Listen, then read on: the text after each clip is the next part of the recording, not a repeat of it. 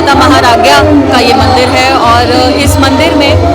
माँ श्रीलंका से हनुमान जी के साथ में यहाँ पर आई थी। हनुमान जी उन्हें श्रीलंका से वहाँ से उठा करके, क्योंकि रावण आप जानते हैं रावण की इष्ट देवी हुआ करती थी और वही रावण के ही लंका में ये रहा करती थी। और लंका से में जब बहुत ज़्यादा वहाँ पर अत्याचार शुरू हो गए, राक्षसी प्रवृत्ति बहुत ज़्यादा हो गई थी, तो माँ ने हनुमान जी से कहा था कि मुझे तुम यहाँ से कहीं दूर ले जाओ और अगर हो सकता है तो कश्यप भूमि पर ले जाओ। कश्यप भूमि यानी कश्मीर की धरती। तो आप समझ सकते हैं कि कश्मीर का कितना महत्व है। कश्मीर का महत्व केवल हम लोगों के लिए इसलिए नहीं कि ये हमारी जन्मस्थली है, कश्मीर का महत्व इसलिए क्योंकि कश्मीर हमेशा से आध्यात्म की, जिसे आप रिलीजियस फर्वर की बात करते हैं, उसके लिए माना जा रहा है। यहाँ ऋषियों की, पीरों की ज़मीन रही है ये, और इसी धरती पर कई ऐसे नाम उभरे हैं। नुंद ऋषि जैसे नाम हैं, ललित जैसे नाम हैं, माता महाराज्ञा जैसे नाम हैं, जो यहाँ पर प्रादुर्भाव होकर के प्रकट हुई हैं। इस स्थापन की अगर आप बात करेंगे, ये जो स्थापन है, जितना मुझे ज्ञान है, जितना मैं जानती हूँ इसके बारे में, यहाँ माँ अपने शेषनाग पर, यानी 5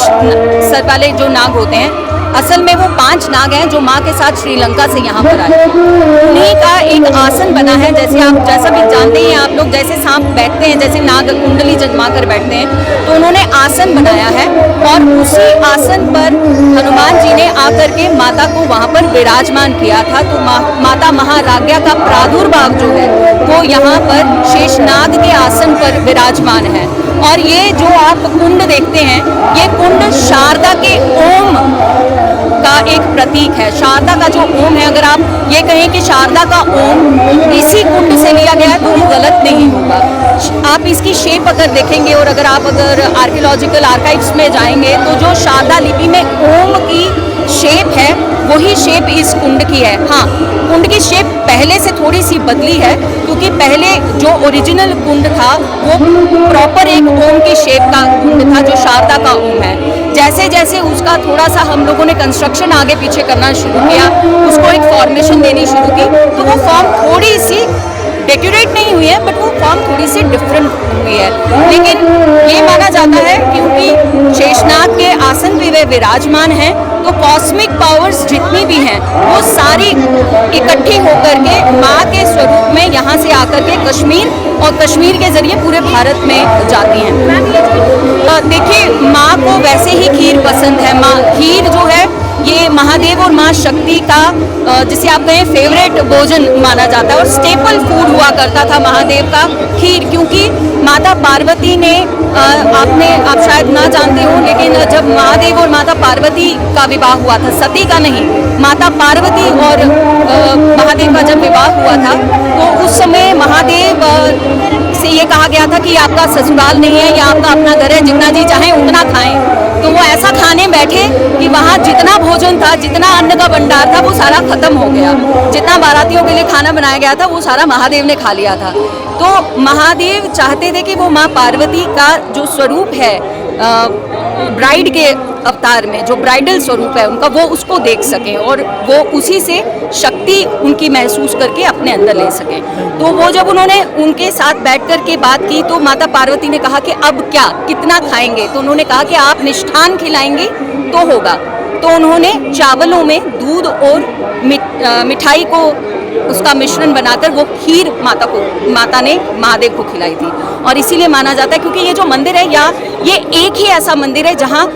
शिव और शक्ति का स्वरूप भूतेश्वर जी और उनके साथ में माता महाराज्ञा एक साथ विराजमान है। मतलब शिव और शक्ति एक साथ, ये एक ही मंदिर है जहाँ पर एक साथ ये दोनों विराजमान है, इसलिए यहाँ खीर चढ़ाई जाती है। सबसे पहले तो इस बार कुछ अलग सा, डिफरेंट सा नज़र आया, और डिफरेंट ये नज़र आया कि हालांकि ये यात्रा एनुअल फंक्शन जो है, ये हर साल जो है इस फंक्शन को डिस्प्लेस कश्मीरी पंडित तो बढ़ चढ़ के मनाता है, और माँ रेगना का जो जन्मदिन कल 14 तारीख को जो हो रहा है, लेकिन इसमें मैं ये आपके नोटिस में ये चीज़ें ज़रूर कहूँगा, दिल्ली, कठुआ,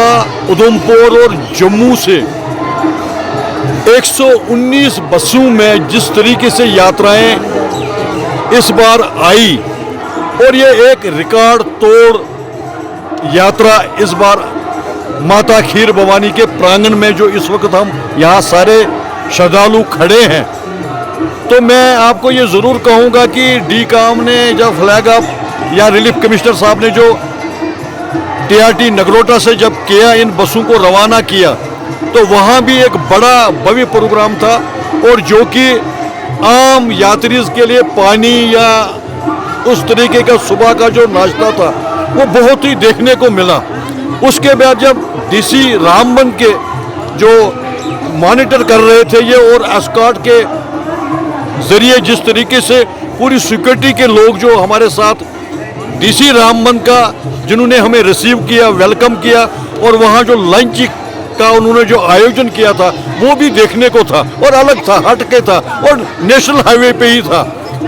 उसके बाद जब हम यहाँ गांधरबल जो हमारी सेंट्रल यूनिवर्सिटी में जिस तरीके से प्रोग्राम किया है, और उसके साथ साथ जो यहाँ स्कूल या बाकी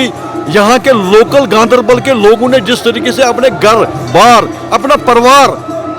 हमारे साथ खड़ा शान बशाना रहे, और जब उन्होंने इन यात्रियों को जब हम उतरे और उन्होंने जब हमें रिसीव किया, और फूलों की वर्षा और गुलाबों के फूल के दस्ते जो हमें भेंट किए गए, दिए गए, और उनमें इतना उत्साह और इतनी खुशी जो हमें लग रही थी कि उन्होंने वो जो पीरवर जिसको हम कहते हैं, कश्मीरी मुस्लिम हिंदू सिख का जो भाईचारा है, उन्होंने NDA सरकार और LG एडमिनिस्ट्रेशन को ये संदेशा दिया है कि कश्मीरी पंडित आज भी हमारा हिस्सा है और हम उनके हिस्से हैं। जनाब 119 गाड़ियों का इंतज़ाम था। लोग जोग दर जोग जम्मू से कश्मीर की तरफ खेर भवानी, माता खेर भवानी की तरफ आ रहे थे, तो रास्ते में लंच का इंतज़ाम DC मतलब रामबन ने किया था, बहुत ही शानदार। और जब यहाँ पर पहुँचे, यहाँ पर भी बहुत यहाँ के एडमिनिस्ट्रेशन खासकर DC गांधरबल ने बहुत ही इंतज़ाम पिछले टाइम से बढ़कर आज किया था, क्योंकि अब उसने मतलब सीख लिया था कि नहीं क्या पिछले साल तो मतलब अनटूवर्ड उनके साथ हो गए, लेकिन इस साल तो बहुत ही अच्छा इंतज़ाम किया था हर तरीके से, कंबलों की तरीके से, जगह की तरफ से, टेंटों की तरफ से, और खाने के भी बंदोबस्त किया था।